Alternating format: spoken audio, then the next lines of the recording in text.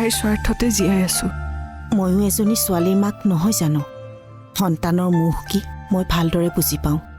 তাইক পঢ়াই শুনাই ডাঙৰ মানুহ কৰ। মই সদায় আছো তোৰ লগত। কি বুলি ধন্যবাদ দিম নাজানো, কিন্তু আপোনালোকৰ এই সাহবোৰেই মোৰ কাৰণে শক্তি। হ'ব দে, বেয়া সময়খিনি ধৈৰ্য ধৰ। লাহে লাহে সকলো ঠিক হৈ যাব। উপায়োতো নাই। তাকে ধৈৰ্য ধৰাৰ বাহিৰে মোৰ আন একো ৰাস্তাও নাই। তই কাম কৰ, মামাৰ আহিবৰে হৈছে। ভাত হ'লে মই দি যাম। হ'ব মামী।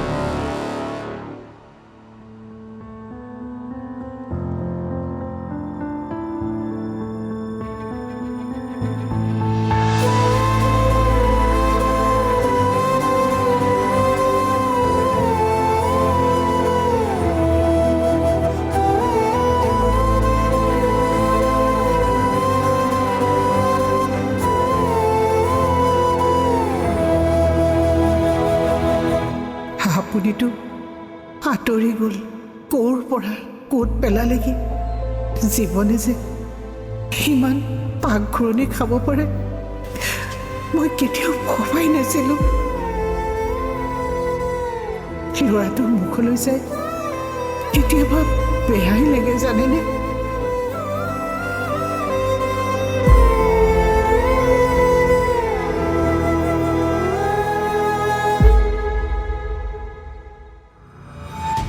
তাকতো আমি একোৱেই দিব নোৱাৰিলোঁ।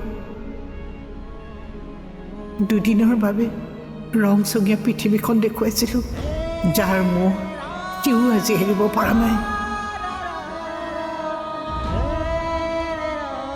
আপোনাৰ দৰে ডাঙৰ ডাঙৰ সপোন দেখে। তাক বাৰু কেনেকৈ বুজাওঁ যে এনেদৰে ডাঙৰ ডাঙৰ সপোন দেখি এদিন আপুনি আঁতৰি গৈছিল। আপোন বুলিবলৈ এতিয়া আৰু তাৰ বাহিৰে মোৰ কোন আছে? মই হেৰুৱাব নোখোজো। আপুনি ভালে আছেতো?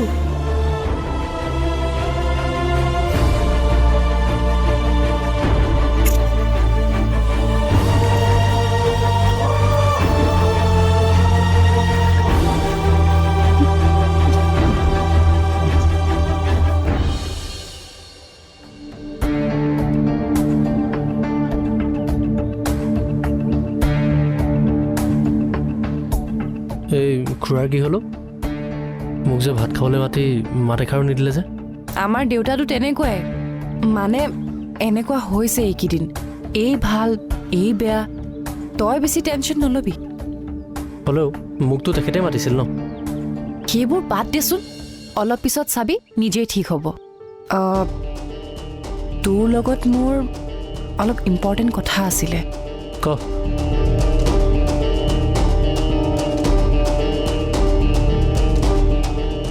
সঞ্জয় আহিব। কি? সি আকৌ ইয়ালৈ কেলৈ আহিব? লাহে লাহে ক, কোনোবাই শুনিব। সি হেনো মেঘালয় গৈছে কিবা কামত, ঘূৰি আহি আমাৰ ইয়ালৈ আহিব। হ'লেও আৰু সি একো কাৰণ নোহোৱাকৈ ইয়ালৈ কি কামত আহিব? মানে মানুহে কি ক'ব? সি কিবা এটা কাৰণ দেখুৱাব। মোৰ যে মনটো কিমান ভাল লাগি আছে তই জাননে? তই নিজে কচোন, সি যোৱা কেইদিন হৈছে, আকৌ যদি আহে কথাটো ভাল হ'বনে? কথাটো ময়ো ভাবিছিলোঁ, কিন্তু তাক মই কেনেকৈ না কৰোঁ ক? সি মোক বেয়া নাপাব জানো? কি যে হৈ আছে নহয় এইবোৰ। কেনেবাকৈ দেউতাৰে গম পাব লাগিলে আমি গোটেইকেইটা চেছ। দেউতাক গম দিব নোৱাৰি। এতিয়াৰে পৰা সম্পূৰ্ণ খণ্ড উপভোগ কৰক কেবল টিভিত ৰং চেনেলত।